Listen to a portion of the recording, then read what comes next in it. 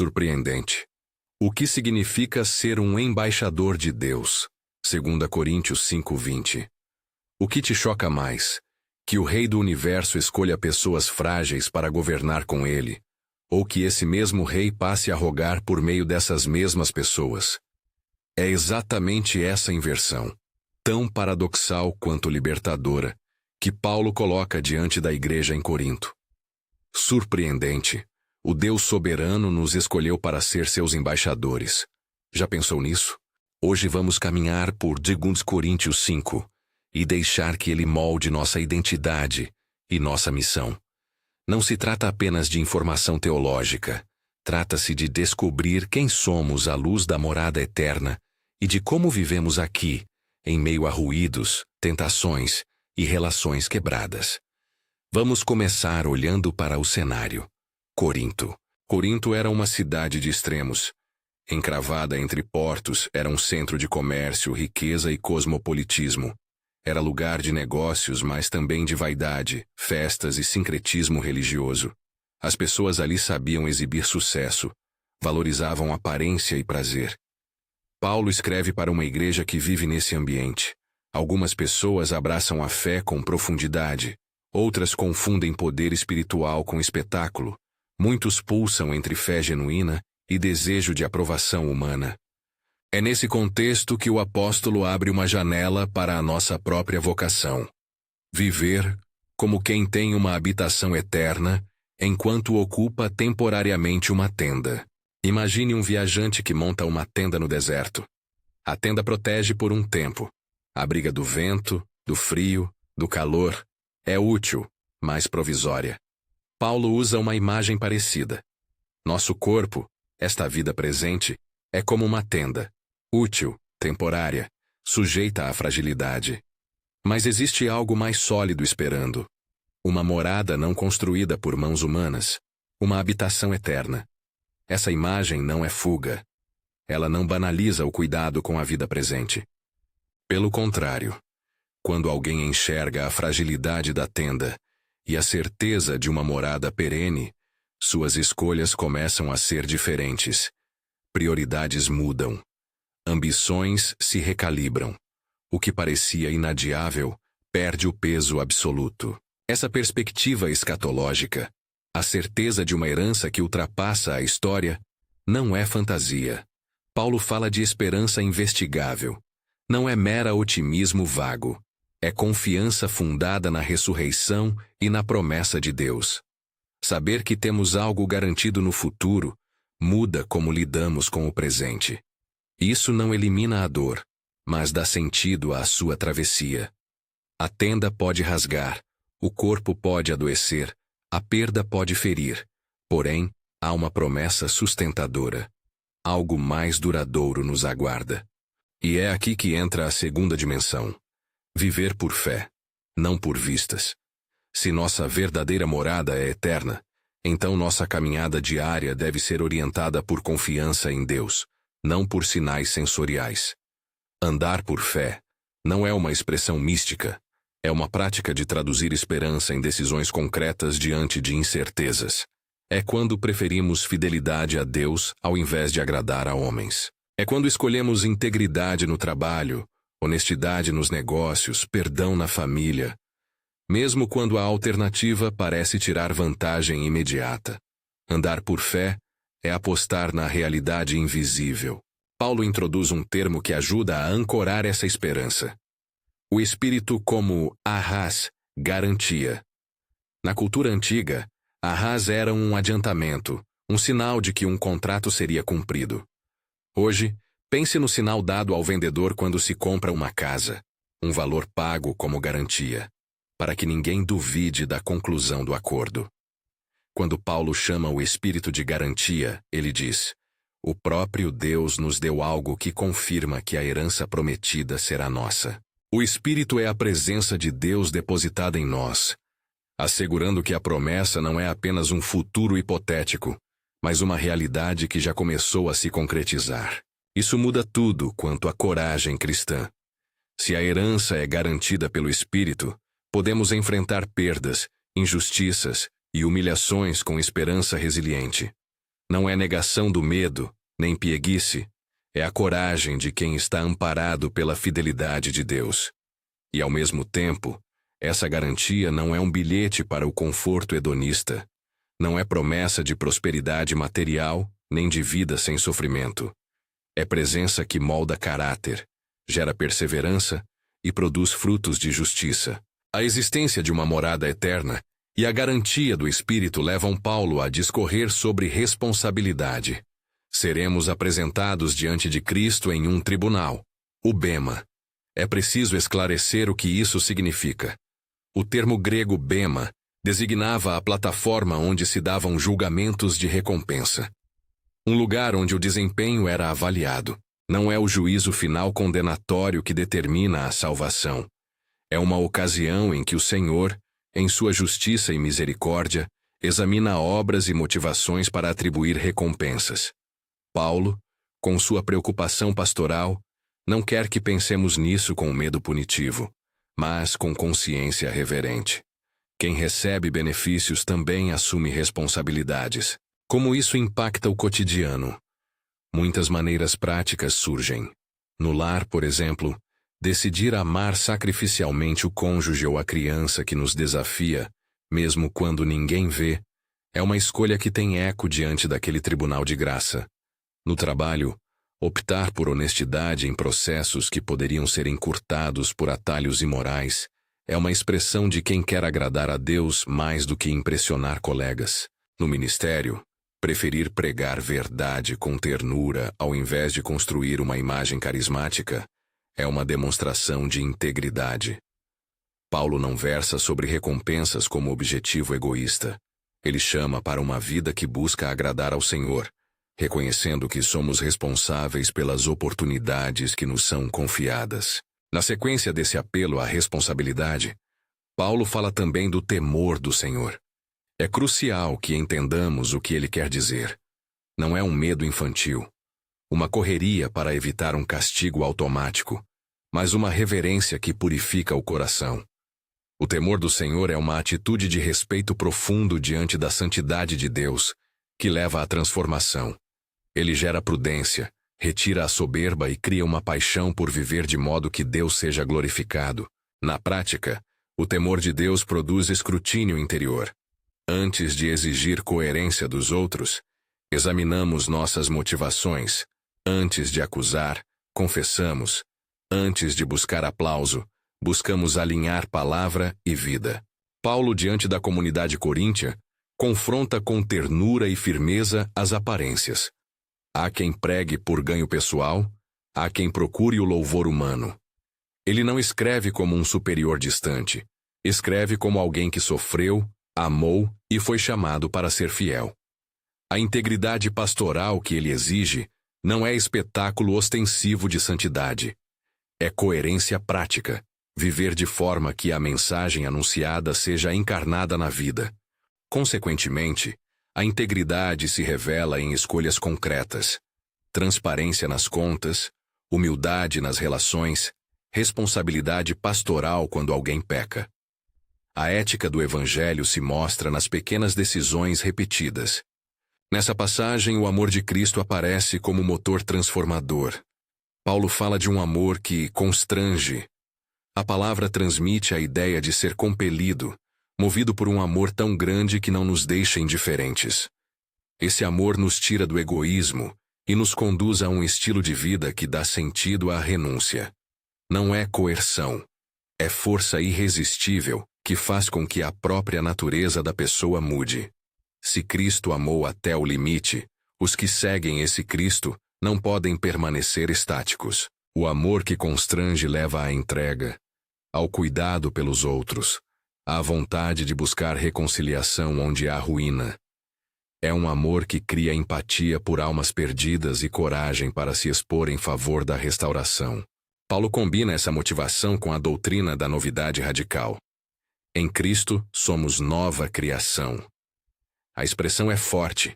Não é uma reforma superficial, mas uma transformação ontológica. O que era velho passou. Tudo se fez novo. Essa nova criação implica mudança real de identidade e de prática. Não se trata apenas de adotar algumas regras morais, é ser formado por uma vida que brota do espírito. Assim, as velhas atitudes, orgulho, vingança, busca de aprovação, perdem lugar. A novidade de vida se manifesta em comportamentos novos. Perdoar o inimigo, corrigir com amor, buscar honra para Deus mais que para si. E isso leva diretamente ao ministério da reconciliação. Reconciliação é palavra central no capítulo. Paulo não a use de forma abstrata. Ele articula. Cristo reconciliou o mundo consigo. Confiou a nós o ministério dessa reconciliação. Ou seja, fomos restaurados por Cristo não para ficar estagnados. Fomos transformados para sermos agentes de reconciliação. Isso inclui pregar a palavra, proclamar que Deus tornou-se justo em Cristo, mas também envolve ações concretas. Buscar restaurar relações, buscar reconciliação em famílias divididas, promover justiça onde houve opressão, praticar perdão onde há amargura. Reconciliação é teológica e prática. Ela transcende palavras bonitas, exige coragem para aproximar, humildade para pedir desculpas e determinação para reparar dano.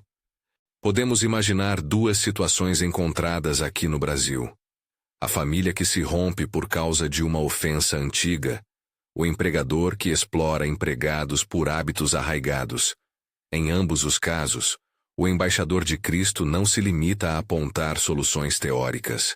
Ele se coloca ao lado do ferido, estende a mão para quem ofendeu, promove diálogo e justiça. Reconciliação demanda prudência, discernimento e, frequentemente, acompanhamento comunitário. Não é conivência nem simplificação, é compromisso com restauração real. Nesse ponto alimenta-se uma tensão. Muitos cristãos estão confortáveis sendo turistas espirituais. Frequentam cultos, leem devocionais, mantêm aparência religiosa, mas evitam o risco da reconciliação que exige entrega e vulnerabilidade. Ser embaixador, porém, nos tira do banco de espectadores. A vocação inclui envolver-se nas frentes onde o mundo está quebrado. Não é postura de superioridade moral, é serviço encarnado. Agora, vale lembrar o cenário corrupto de Corinto. Uma cidade de exibição. Paulo confronta a tentação de viver para a plateia. Hoje, a plateia pode ser as redes sociais, o círculo profissional, a reputação que mantemos. A pergunta que ecoa é simples e inquietante. A quem você está tentando agradar? Se sua resposta for maiormente o público humano, você perde a motivação mais profunda que deveria orientar sua vida. O padrão cristão é viver para agradar a Deus. E isso aparece nas coerências entre privacidade e visibilidade, entre palavra pública e prática privada. É aqui que a figura do embaixador começa a emergir mais claramente. No mundo antigo, um embaixador era alguém que representava um soberano estrangeiro num país diferente. Ele tinha autoridade delegada, falava em nome do rei, mas vivia em realidade estrangeira. Sua missão exigia fidelidade ao soberano e sensibilidade cultural para agir com sabedoria naquele território. Para nós, ser embaixador de Deus significa exatamente isso: viver na cultura local com os documentos da cidadania do céu. Portamos o passaporte do reino, a identidade que nos liga a Deus, e ao mesmo tempo habitamos um mundo que nem sempre entende nossa lealdade. Antes de aprofundar essa imagem, precisamos nos deter em dois termos que Paulo usa e que esclarecem nosso chamado: arras e bema. Já falamos do Espírito como garantia, mas vale reafirmar com atenção. Arras, no grego, arrabon, eram a garantia, o sinal dado a alguém para confirmar a transação. Na economia do primeiro século, quando um herdeiro tinha direito a bens no futuro, recebia um adiantamento para assegurar que a promessa seria cumprida. Paulo pega essa figura e a transfere para a teologia. O Espírito é nossa garantia presente de uma herança eterna. Isso nos dá segurança e, simultaneamente, responsabilidade. Se recebemos algo adiantado, somos chamados a viver como quem reconhece o valor dessa dádiva. O bema, por sua vez, merece outro esclarecimento. A palavra remete à plataforma de avaliação, onde se examinavam performances e concediam-se recompensas. Para o crente, o bema não é momento de ameaça de perda da salvação, mas ocasião de prestação de contas sobre o que se fez com a vocação recebida. Haverá, portanto, uma avaliação das obras, das motivações e do uso das oportunidades de serviço. Essa perspectiva é motivadora. Viver com olhos na eternidade, escolhendo ações que agradam ao Senhor sem buscar fama humana. A tensão que surge então é saudável. Por um lado, a certeza da herança e a garantia do Espírito. Por outro, a responsabilidade diante do Senhor que julga com amor. Essa tensão produz uma vida marcada por reverência e ousadia. Reverência para reconhecer quem é Deus, ousadia para agir como seus representantes entre os que ainda não conhecem essa graça. Mas ainda falta uma das imagens mais surpreendentes. Paulo sugere que Deus, que tudo pode, chega a rogar por meio de nós. É um ponto que precisa ser degustado com cuidado. O Todo-Poderoso não é indiferente. Ele escolhe envolver instrumentos frágeis, nós, e, por meio de nossa fragilidade, suplicar reconciliação ao mundo. Essa ideia é paradoxal. O Altíssimo, que não necessita, decide se compor a pedir. Há nele uma humildade que reflete o amor encarnado de Cristo. E essa é a surpresa. Ser embaixador não é apenas autoridade. É vocação para rogar, para implorar com compaixão por corações feridos. Diante disso, surge uma pergunta prática, direta. Como isso se manifesta no dia a dia? Quais atitudes concretas devem marcar quem deseja viver essa vocação? Trago 3 aplicações imediatas e práticas que derivam desse entendimento. Primeira, perdoar atempadamente. Não estamos falando de um gesto esporádico que resolve tudo num passe de mágica. Perdoar é muitas vezes um processo que começa com a decisão interior e se traduz em gestos: telefonar, sentar, ouvir, admitir erro. O embaixador reconcilia porque se dispõe a ser instrumento de reparação, mesmo quando não tem razão total. Perdoar é o gesto que traduz a reconciliação que recebemos. Segunda, viver coerentemente entre discurso e prática. Isso significa alinhar o que se proclama com o que se faz. Se afirmamos que Jesus é Senhor da justiça, então defendemos a honestidade nas pequenas coisas. Não fingimos lucro onde há perda. Não manipulamos informação para benefício próprio. A congruência transforma testemunho em credibilidade. Terceira, priorizar agradar a Deus em decisões morais. Isso se aplica em ambientes diversos. No emprego, recusar atalhos. Na família, escolher humildade em vez de orgulho. Na igreja, optar por serviço discreto em vez de busca de status. Ser embaixador é escolher a aprovação divina mais que a humana. Para ilustrar, imagine 2 histórias contemporâneas. A primeira. Ana, dona de uma pequena empresa, descobre que um de seus fornecedores pratica sonegação. Ela sabe que manter a relação é lucrativo, mas decide romper contrato e buscar transparência, mesmo com prejuízo temporário. A decisão abre portas para parceiros éticos e testemunha algo do caráter de Deus no mercado. A segunda. João, cujo irmão se afastou por causa de uma antiga disputa por herança, recebe a iniciativa de encontro. João não espera a reconciliação perfeita. Ele pede perdão primeiro, escuta e aos poucos restaura a confiança. Esses atos não são espetáculos, são pequenos sinais do reino que geram consequências concretas. Ainda assim, muitos temem que assumir essa vocação exija perfeição. Paulo não pede perfeição, pede representação fiel. Embaixador não é superior moral. É pessoa transformada pelo Senhor que, reconhecendo suas próprias feridas, caminha com humildade e autoridade delegada. É alguém que confessa, recebe graça para mudar e, sustentado pelo Espírito, age em coragem pacífica. Quando começamos a unir essas linhas, morada eterna, garantia do Espírito, responsabilidade diante do bema, temor santificador, amor que constrange, Nova criação e ministério da reconciliação.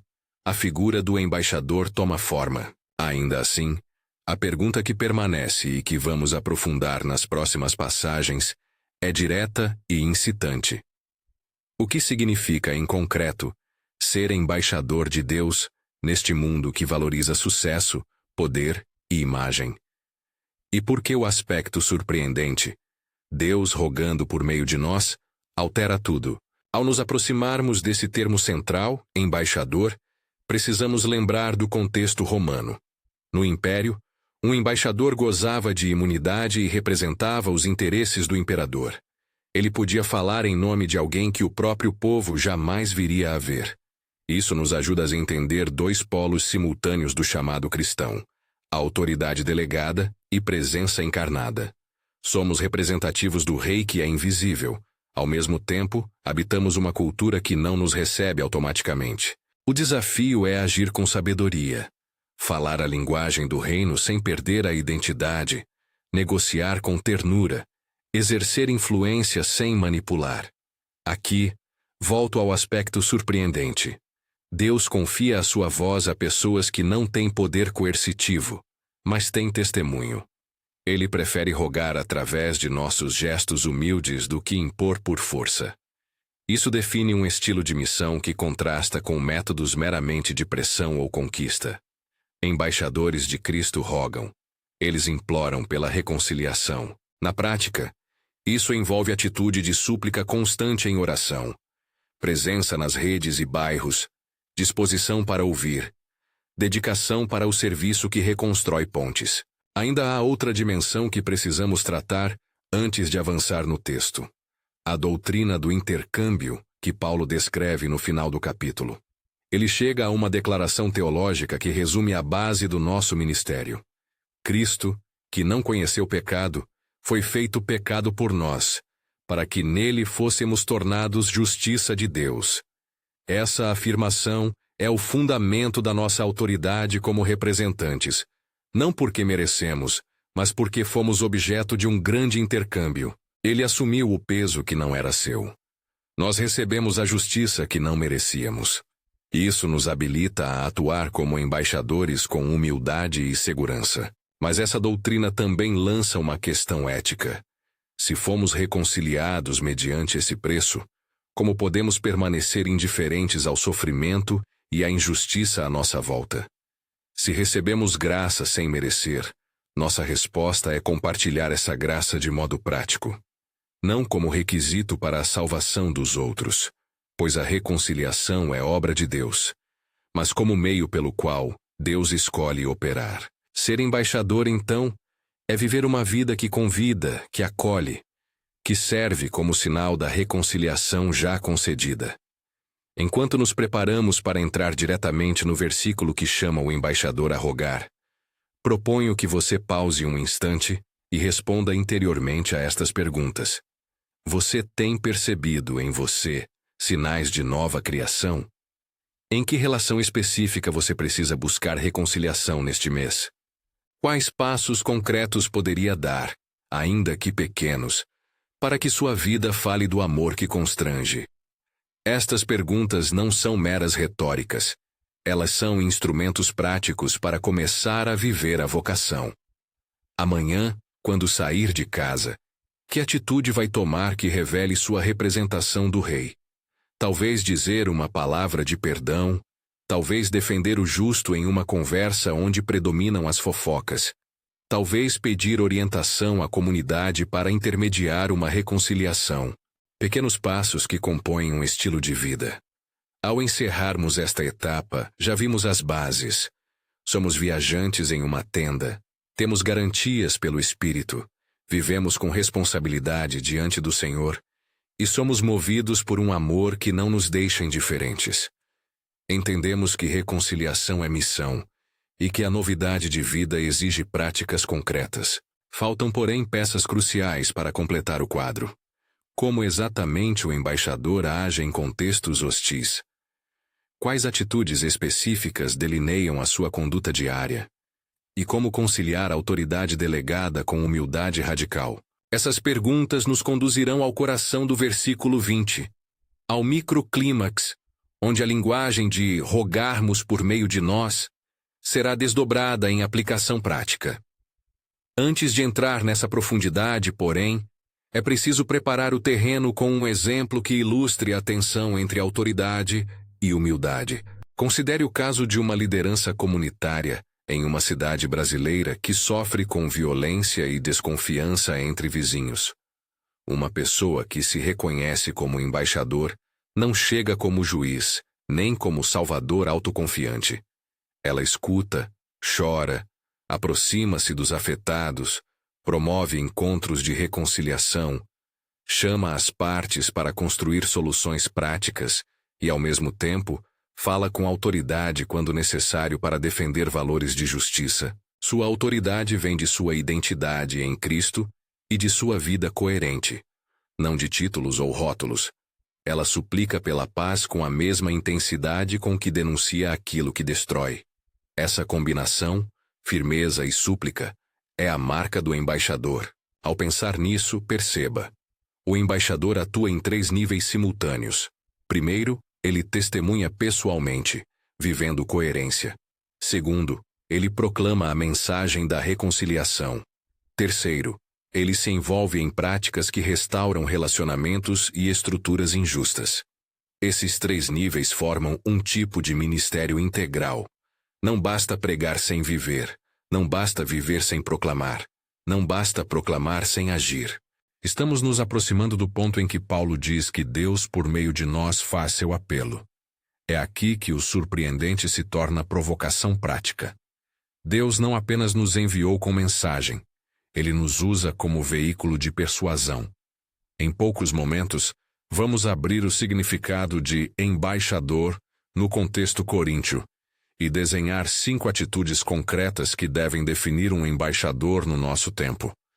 Essas atitudes vão construir um perfil que combina autoridade delegada e humildade radical.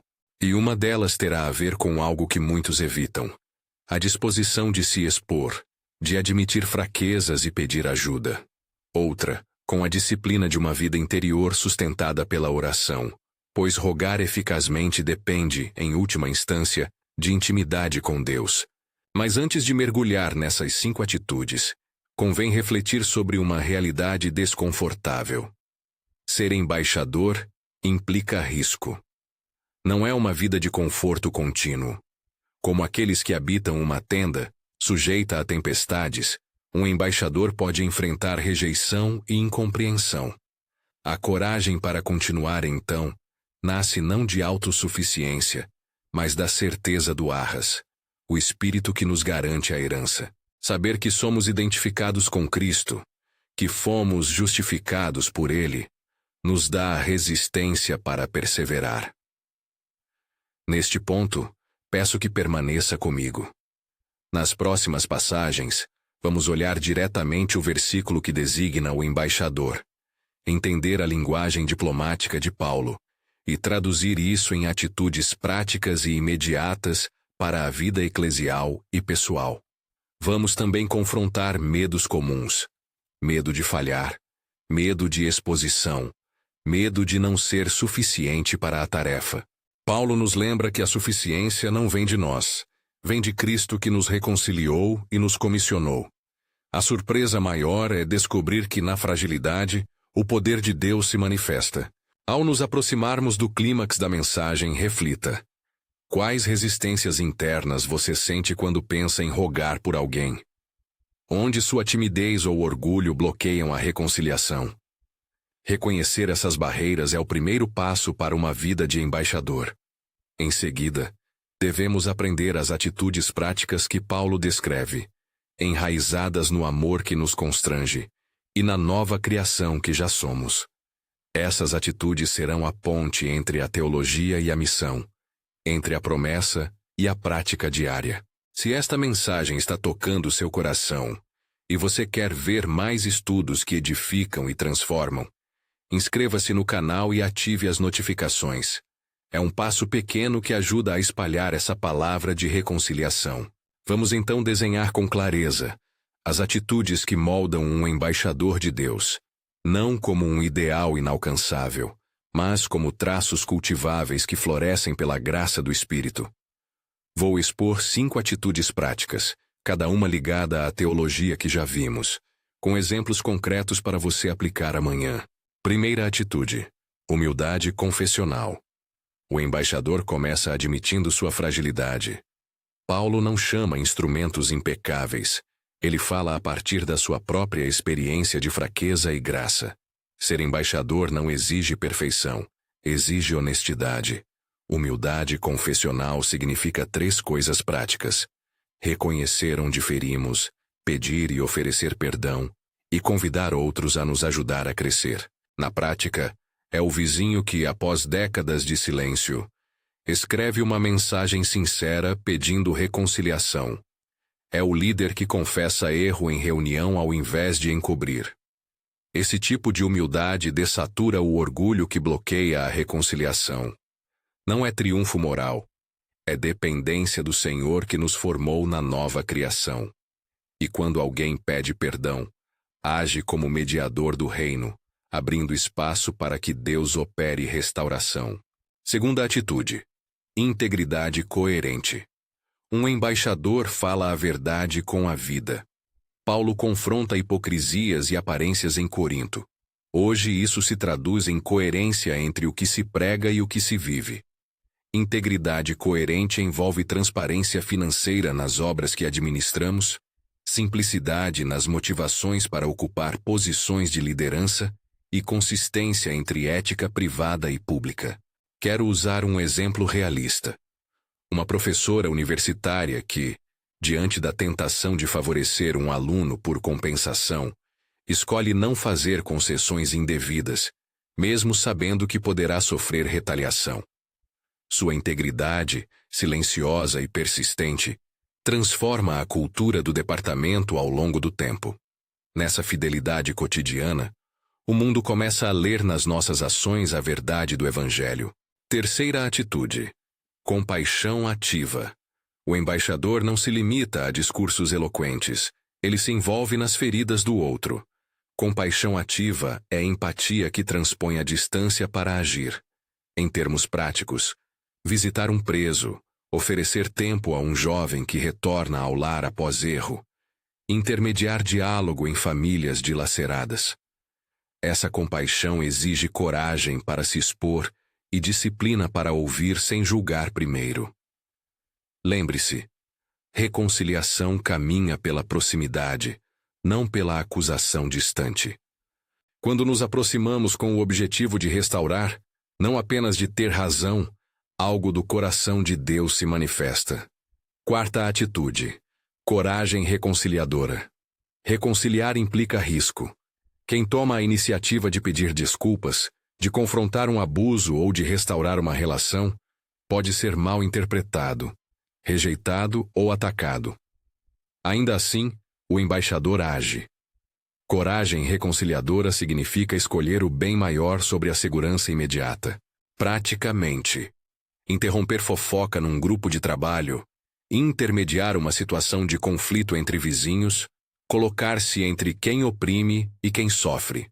Cada ato de coragem reconciliadora é um testemunho vivo de que a justiça do reino não se impõe pela força, mas resgata dignidade por meio do serviço. Esse modo de agir exige discernimento. Coragem sem sabedoria pode ferir. Portanto, buscar conselho e envolver a comunidade é parte do processo. Quinta atitude: oração intercessora e discipulado constante. O embaixador é, antes de tudo, alguém que vive em dependência do Espírito.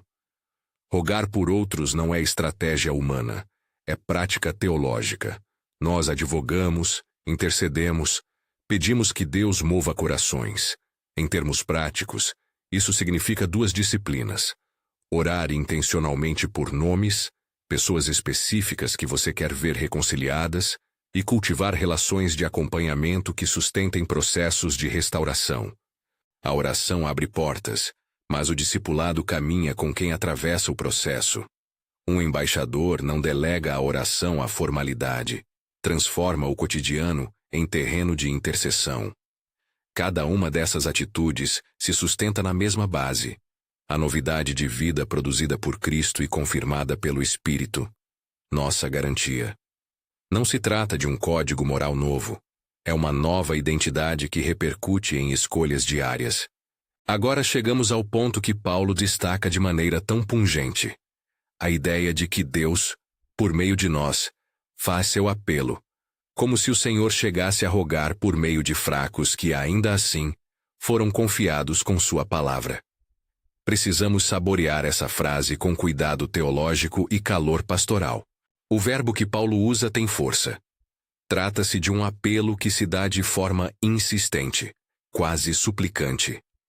Não é uma figura que indica fraqueza de Deus. É expressão da sua escolha por parceria com a criatura. Deus, no auge da sua soberania, escolhe a via da persuasão amorosa. Ele poderia obrigar. Escolhe convocar. Esse contraste revela algo central do caráter divino. A soberania que se manifesta em humildade e serviço. Quando você, pessoa comum, ora por alguém com lágrimas e palavras simples, está participando de uma estratégia divina de reconciliação. Deus suplica, e ele o faz por sua boca. Qual a implicação prática dessa verdade? Primeiro, descarrega qualquer mania de grandiosidade espiritual. Não somos porta-vozes de um poder que coage, somos testemunhas e mediadores do amor que convidam. Segundo, dá-nos urgência pastoral. Se Deus escolheu nos usar para rogar, então nossas omissões poderão significar portas fechadas que poderiam ter sido abertas pela nossa atuação humilde. Terceiro, orienta a mística da missão. Nossa persuasão deve ser marcada não por arrogância, mas por súplica compassiva que lembra a cruz. O rei que pediu reconciliação até o fim. Nesse sentido, o embaixador caminha como quem carrega uma carta do rei. Paulo mesmo diz em outros lugares que somos cartas vivas de Cristo. Imagine o portador de uma missiva real. Sua palavra tem peso por causa da autoridade do remetente, não por causa de sua própria presença. Assim é conosco. Nossa boldness, ousadia, advém da presença do Espírito e da justiça imputada a nós em Cristo, não de mérito pessoal. Há, portanto, uma combinação surpreendente. Autoridade delegada e humildade radical. Somos representantes que rogam, não imposições. Para aprofundar ainda mais o fundamento dessa autoridade, voltemos ao versículo conclusivo do capítulo, que resume a doutrina que sustenta nossa missão. Cristo, que não conheceu pecado, foi feito pecado por nós, para que nele fossemos feitos justiça de Deus. Essa expressão revela o intercâmbio que constitui o centro do ministério. Aqui há três verdades inseparáveis. Primeiro, a identificação substitutiva. Cristo, sem culpa, foi estimado e tratado como se fosse culpado. A linguagem é chocante para a sensibilidade humana, mas aponta ao mistério da cruz. O justo assume o que não era seu, para que os injustos pudessem receber vida. Segundo, a eficácia da imputação. Aquilo que Cristo carregou não é apenas um símbolo. Produz efeito real na posição do crente diante de Deus. A justiça que nos é atribuída não brota de nossos méritos, mas da obra consumada do Senhor. Terceiro, a consequência ética. Se fomos feitos justiça de Deus, nossa vida deve refletir essa realidade. Nós não somos apenas perdoados. Fomos transformados para viver como agentes dessa justiça. Assim, a autoridade para rogar e reconciliar não nasce de orgulho, mas do reconhecimento de um favor imerecido. Vejamos como isso funciona num caso prático e concreto. Pense num bairro conflagrado por anos de disputas entre grupos rivais, moradores que se acusam mutuamente por pequenos delitos, e a convivência se rompe. Uma jovem da comunidade, chamada Laura, decide agir. Ela não chega com um sermão moralista. Ela se apresenta como alguém que também conheceu dores, que foi alcançada pelo perdão de Cristo. Laura organiza uma roda de conversa, convida pessoas, ouve sem julgar e propõe medidas práticas: mutirão de limpeza, reparo de espaços públicos, rodízio de segurança cidadã. Ao mesmo tempo, Ela ora por aqueles que resistem e visita os lares que ficaram feridos. Em 6 meses, não só cessaram métodos de vingança, mas vários vizinhos começaram a colaborar. Laura não tinha poder institucional, apenas a coragem para rogar, e seu agir foi instrumento do Senhor. Essa é a dinâmica do apelo divino através dos fracos. Humildade que opera. Outro exemplo. Num ambiente profissional, um empregado chamado Marcos enfrenta pressão para normalizar práticas antiéticas. Ele poderia conformar-se, garantir status e renda. Em vez disso, Marcos recusa, dialoga com sua liderança, procura orientadores e, quando necessário, denuncia procedimentos irregulares. Seu gesto resulta em processos de correção na empresa e na criação de políticas mais transparentes. Marcos sofreu perdas, mas plantou sementes de confiança que beneficiaram a comunidade empresarial e a sociedade ao redor. A ação dele foi reconciliadora. Expôs práticas injustas e ofereceu caminhos de reparação. A autoridade de Marcos veio da sua fidelidade ao Evangelho, não de esgrimir moralismo.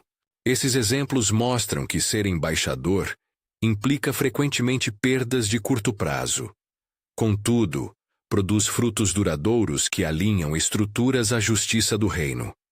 E é nesse ponto que devemos enfrentar medos comuns que seguram muita gente.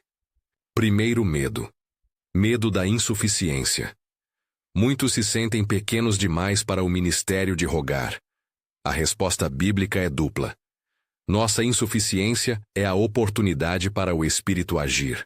Além disso, a própria garantia do Espírito assegura que não andamos sozinhos. Lembrar-se da arraz, do adiantamento recebido, renova a coragem. Você não opera por sua competência exclusiva. Opera pela presença do Espírito que habita em você. Segundo medo. Medo da rejeição. A reconciliação pode fracassar. Nem todo apelo produz resposta. Isso é doloroso, e temos de lidar com a realidade da resistência humana. Paulo mesmo experimentou portas fechadas. Ainda assim, a missão não é determinada por resultados imediatos, mas por fidelidade ao mandamento de Deus. Em muitos casos, a semente cai e germina mais tarde. A perseverança faz parte do perfil do embaixador. Terceiro medo. Medo do erro pastoral. Em situações delicadas, há risco de causar mais dano. A resposta é prudência e envolvimento comunitário.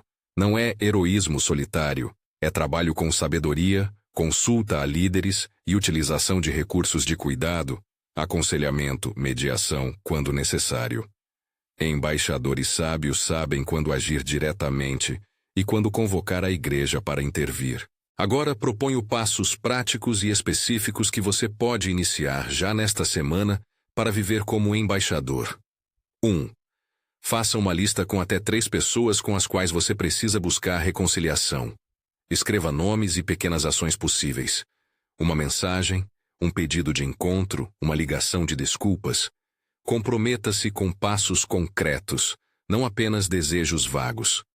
Marque data e hora. 2.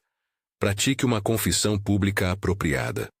Isso não significa exposição sensacionalista, mas um gesto público de humildade que restaura a confiança.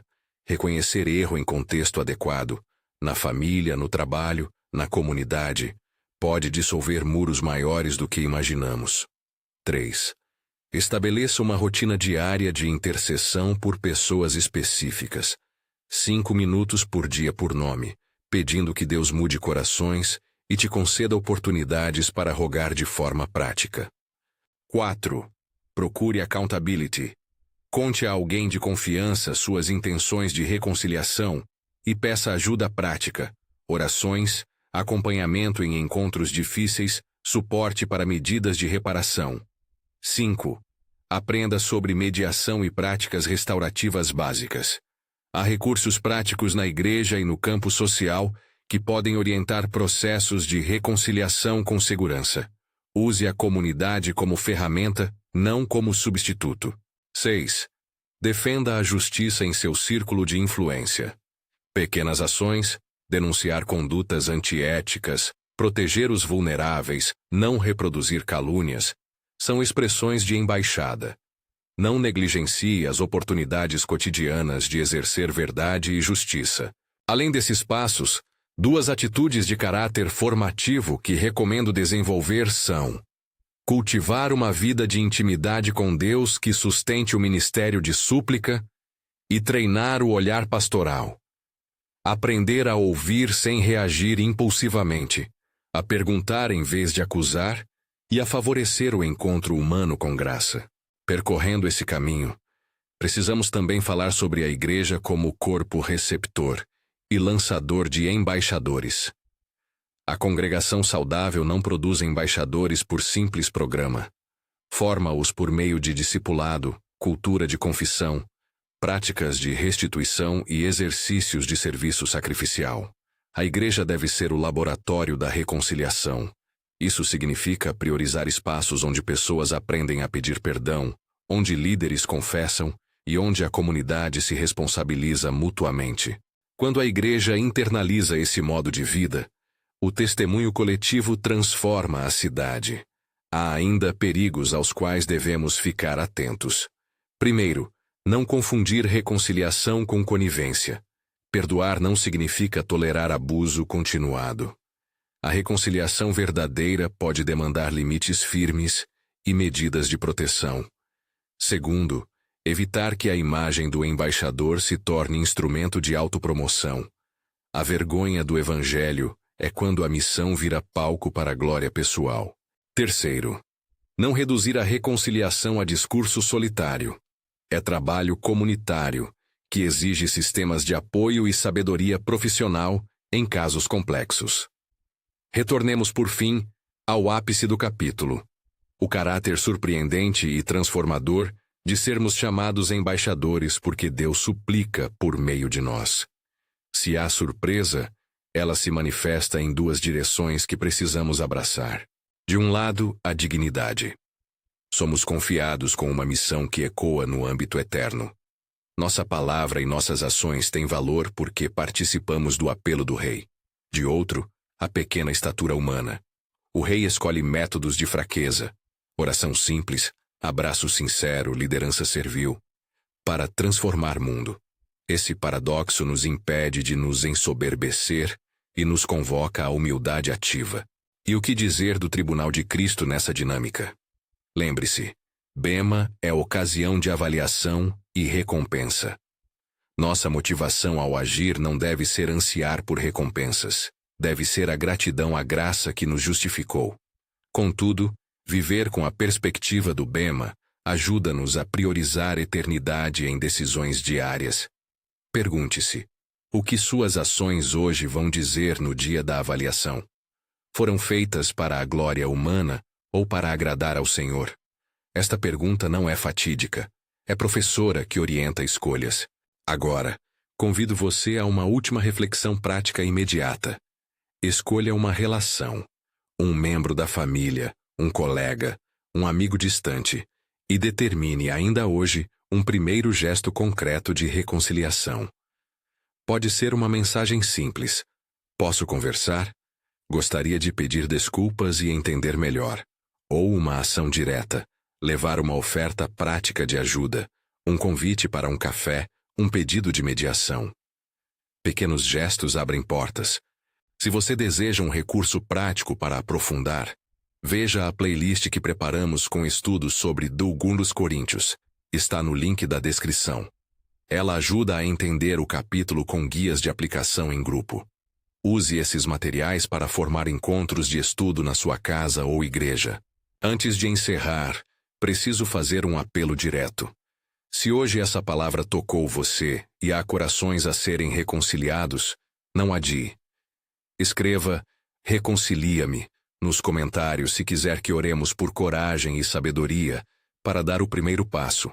Procure a liderança da sua comunidade local para acompanhamento e comprometa-se com uma atitude concreta nesta semana. A missão que Deus nos confia é urgente, porque toca destinos eternos e também porque cura o presente ferido. Oremos. Pai Santo, obrigado porque Tu, em Tua soberania, Nos escolhes para participar do teu trabalho de reconciliação. Confessamos nossas resistências, nosso orgulho e nossa covardia diante de relacionamentos quebrados. Dá-nos, Senhor, um coração humilde que pede perdão, uma vida coerente que testemunha a tua justiça e olhos cheios de compaixão para ver os necessitados. Enche-nos com o teu Espírito, garantia de nossa esperança, para que tenhamos coragem de rogar e sabedoria para agir. Que a tua graça nos transforme em cartas vivas do teu amor, e que por meio de nossas mãos e palavras, muitos encontrem caminho de volta ao abraço do Pai. Em nome de Jesus, que se fez por nós justiça. Amém. A paz do Senhor vá com você. Viva hoje como embaixador, humilde na força, firme na verdade, persistente na oração e ativo na reconciliação.